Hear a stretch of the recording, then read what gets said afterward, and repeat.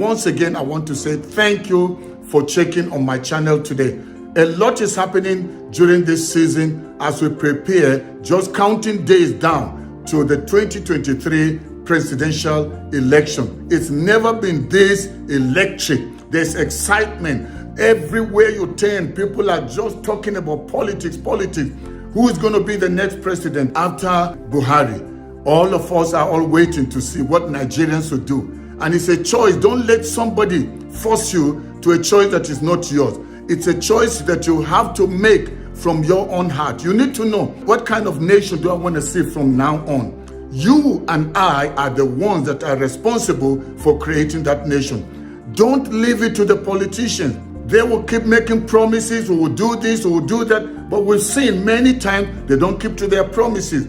That's why this time around, you and I must be very, very smart and make sure we vote wisely. Now we've got so many presidential aspirants, many candidates out there. I think they're close to 18. And the 18 of them are not going to Aso Rock. It's only one. So it's almost like people that are coming for an interview and you got spot for only one person and one assistant. So you need to be very smart. You can't afford to just get carried away by what they say. You need to be very, very certain. This person I want to employ, will he add value? Will he advance me? Will he take my business forward? Or will he come to bankrupt my business? We are always very careful when it has to do with choices of who we employ, who we partner with, who we work with. The same way, and even more so, in the choice of a president, we've made so many mistakes. I've been saying it over and over that I made the mistake of thinking that if we can just elect Buhari, who comes from a military background, a person that had zero tolerance towards corruption,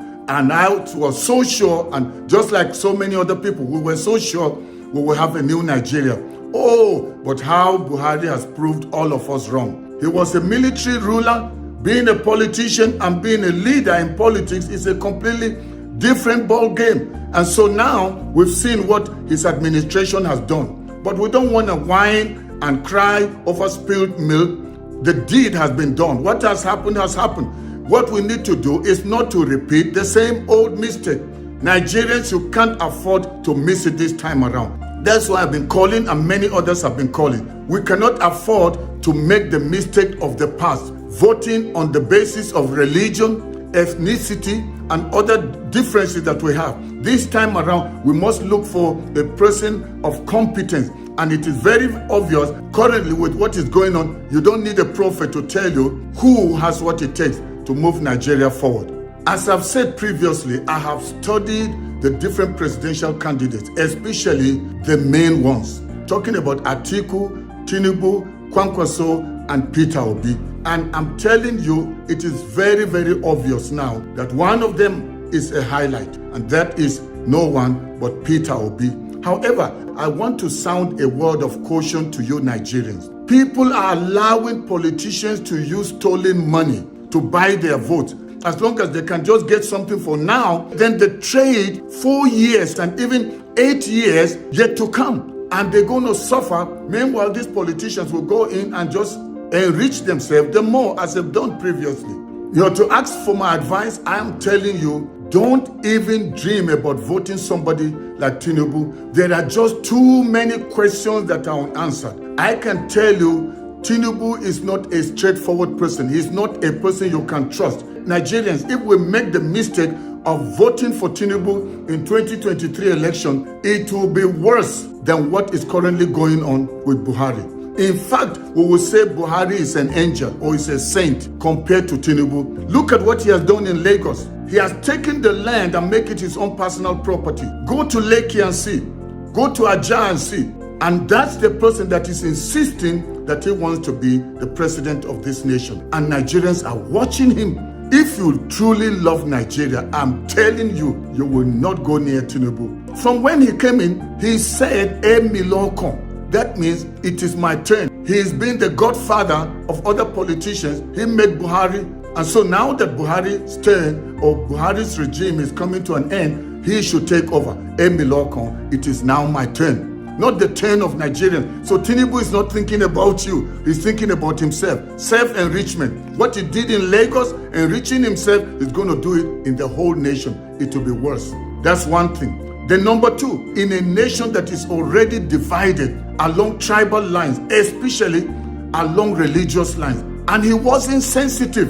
Then he did Muslim ticket. Apart from doing that, when people started to talk, what did Tinubu do? He made a scam. Got fake bishop, got people from the street, paid them money, bribed them, and made them to dress like bishops in the time that he was unveiling his vice. That is the man that wants to be your president. Now, Nigerians, I want to ask you a sincere question, and please answer it yourself.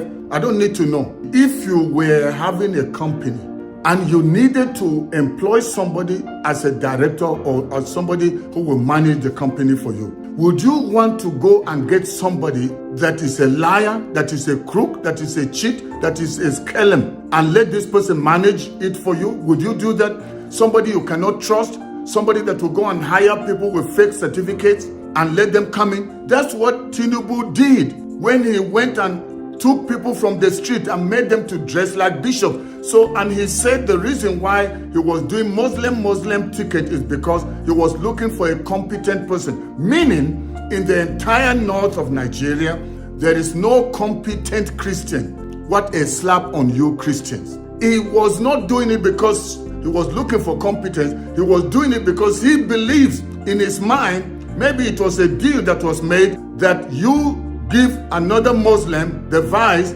we, the northerners, hardcore northerners, we, the Muslim, will give you a block vote. That may have been the promise. It's becoming obvious. So that is another point why we must be watchful of making the mistake of voting Tinubu, somebody that can come boldly, somebody that can come outrightly, Muslim ticket, apart from that, fake bishops, and then so many things about his certificate, about his school, about his age, and all that. And so that's the person, Nigerians, you want to take chances for another 4 years or maybe 8 years. And you want to say, let's just give him a chance. And apart from that, you know his health. He's not a healthy person. Now, we don't wish anybody evil because anybody can be sick. However, the current state of Nigeria and the work that is needed to turn things around is not for somebody that is falling all over the place. It's not a person that is going blank, losing his thoughts. He doesn't even know the name of his party.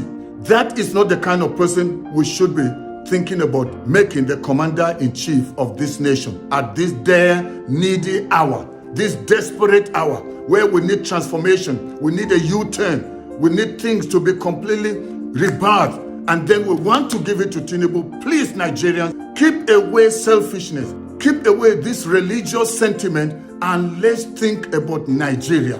Think about your children's children. There are many of you that don't really care. Your conscience is like seared, and you don't have any feeling, any sense of humanity. With all the deaths we have had, Boko Haram has taken over everywhere. People are being kidnapped in train stations. Airports are not safe. Our economy has gone down. You know the current exchange rate. How far down do we want Nigeria to go before we wake up and come to our right senses? So please, I'm pleading with you, Nigerians, please save us.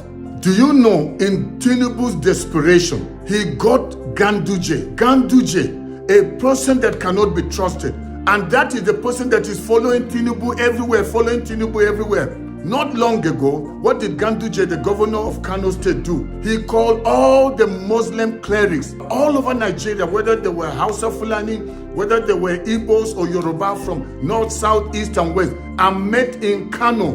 What was the agenda? To tell them that they planned this whole thing about Muslim, because they don't want any Christian. They have a sinister plan. These people are not thinking about you, Nigerians, and my northern brothers and sisters. Imagine if it was a Christian that did that, Christian ticket. That idea is even dead on arrival. If we are true Nigerians and we are in one nation, God Almighty allowed the diversity to have different religions. We should live as one people in one nation under one God. But now you can't go and call people for a meeting and tell them that they must make sure this Muslim ticket succeeds. I want you to listen to it yourself. It's in Hausa, they were speaking. This is a takeover agenda. This is like a coup. And Tinubu is behind it. And that is the person some people are telling me we must allow him to be president. Do you want to destroy Nigeria? Please, I'm talking to my northern brothers and sisters. Let's not allow this evil scam to come to pass. It is not for Nigeria's good. It's for the good of those few people. Saboda haka wannan karan tarihi ne zai maimaita kansa wajen cin zaɓe idan Allah ya yarda. Kuma yanzu dimokuraɗiyya ake yi babu maganar soke zaɓe. Dr. Abdulmutallib Muhammad Awwal shine coordinator na kungiyar malaman addinin musulunci shiya arewa maso yamma ya bayyana makasudin shirye taron wanda manufar mu shine mu musulmai ne kuma mu masu wa'azi ne shi zaka tara malamai na kungiyoyi daban-daban da kuma malaman tsangaya tattauna dai na farko akan tarihin yanda